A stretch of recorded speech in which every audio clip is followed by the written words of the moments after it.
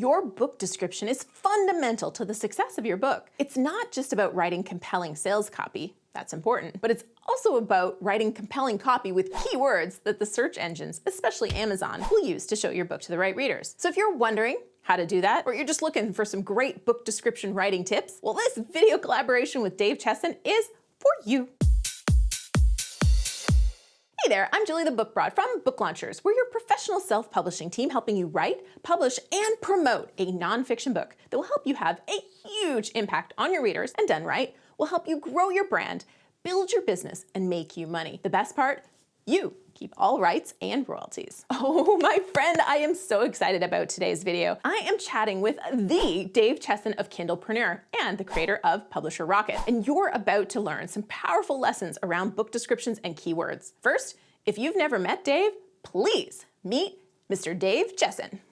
I'm Dave Chesson, the founder of Kindlepreneur.com, as well as the creator of Publisher Rocket, a book marketing software. I've been a paid consultant to multiple publishing companies, as well as worked with multiple New York Times bestselling authors in both fiction and nonfiction. So Dave, let's get right into it. How does an author write a great book description? Please give them your best tips. The best thing you can do is use the words your market uses to describe the book they're looking for. Say, for example, you're writing a book about back pain, and you just say, "Do you have back pain?" ? However, though, if you know that people are searching for books or that they describe the back pain by saying a lower, sharp, needle-like pain in their back, okay, that's excruciating. Now, let's talk about a first sentence that says, "Do you have a excruciating lower back pain that feels like a needle is sticking in you 24/7? ? Now, notice how I've started to really use some of the components on how they feel and how they describe the pain that they have. By doing that, I will connect better with that potential shopper, more so than if I just stuck with the blasé back pain. So make sure to do your research to understand exactly what your market is typing in. And when it comes to nonfiction, there are general areas that you can look at. You can look at their pain point. How do they describe the problem that they have? You can look at their demographic. Who do they identify themselves as? Okay, is it single mother? Is it, for men? Is it office workers? Whatever it is, the way they describe themselves. The next thing is results. What do they want out of it? Okay, we'll go back to the previous example. If I have back pain, okay, what do I really want? Well, I want to have a carefree life. I want to get back to working out. I want to be free from the pain. So talk about the results that come from it, okay? I wonder how many people actually type in the word excruciating. I don't wonder. I checked it in Google Planner because I was curious. It's between 1,000 and 10,000 people in North America search for the word excruciating. More commonly, though, they're searching to find the definition. The search phrases were excruciating in a sentence, excruciating definition. Excruciatingly painful, though, was a search term that was used almost as frequently.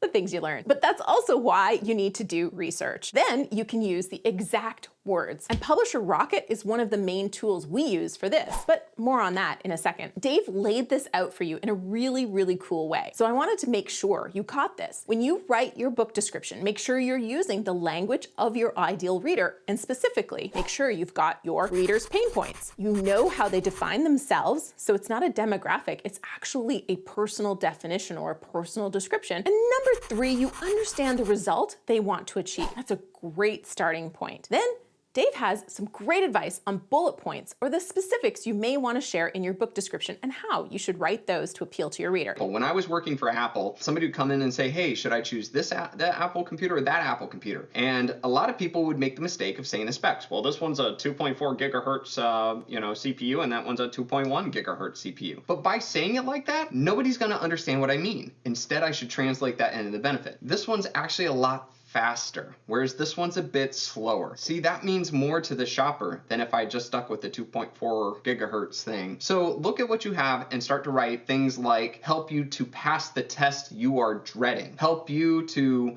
save time so that you can ... And when you do that, your book's benefits become something even greater. Dave also shared that ending your book description with a clear call to action in their research has shown to increase conversions, book sales, by 2.6%. So instead of just ending your book description with a nice sentence like this one on Jeff Link's great book, Protecting the Pig, where it says, "Don't be reactive, be proactive, and have confidence in your investment strategy with this book." We're going to change that sentence to say, "Don't be reactive, be proactive, and have confidence in your investment strategy. Buy this book today." Or instead of saying buy this book today, you could say read this book now. Either way, a call to action is going to increase your book sales, so you should do it. Okay, I'm back. I didn't know I left. Now, one thing we're already doing is using Dave's software, Publisher Rocket, to do keyword research and adding those keywords to every book description. We want to put those words into the Amazon description so Amazon shows the book to the right people. Since Publisher Rocket is his program, I figured now is a great time to ask him for his best advice when you've used Rocket to do the keyword research to write your book description. What else should you do? So here's what he had to say. One other thing that I love to do is that after I've done that and I have crafted my nonfiction book description, I also like to go through and change out or add what I call trigger words. Now, trigger words are words that are deemed more powerful, right? You could say that it was a dark night, or you could say it was an ominous night. See what I'm saying? It triggers that this is a little bit more than just a dark night.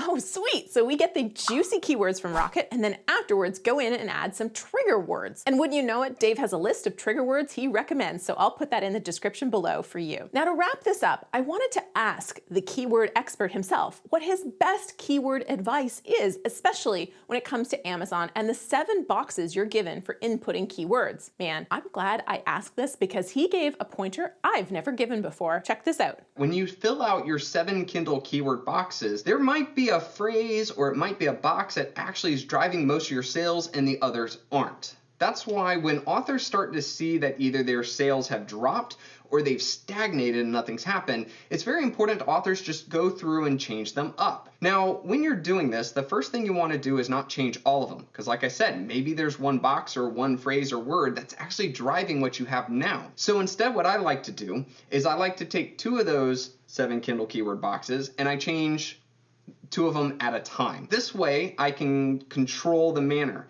If I say change those 2 and my sales increase, then I know that I've made a right choice. However, though, if I do that and the change doesn't help, then I know that no bother.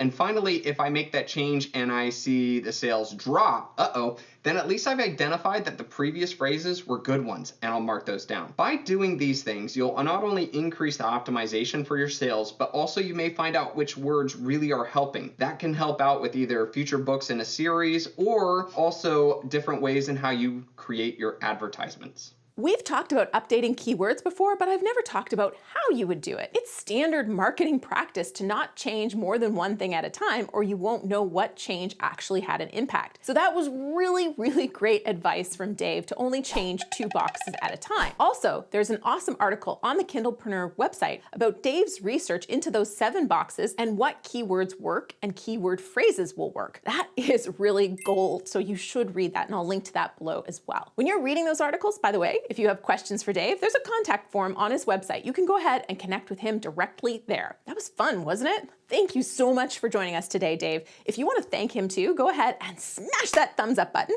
Go ahead, try it. It feels good. And let's chat about what was your favorite tip that Dave shared today. Let's chat about it in the comments below. And when you comment the day a video is released, you'll be entered to win some sweet #NoBoringBooks swag, like our #NoBoringBooks mug or our Oh So Soft journal. New videos every Tuesday and Friday, so make sure you've subscribed to the channel and turn those notifications on so you catch every opportunity to enter to win these fabulous prizes. You're fun. Would you like to spend a little bit more time together today? This video right here on market research dives deep into some of the other ways beyond keyword research we use Publisher Rocket. But if you're good on that side of things, then this video over here is the latest and greatest from the channel, and it's definitely worth a watch. Either way, click to your chosen video. I've got the coffee on, and I'm looking forward to spending more time with you.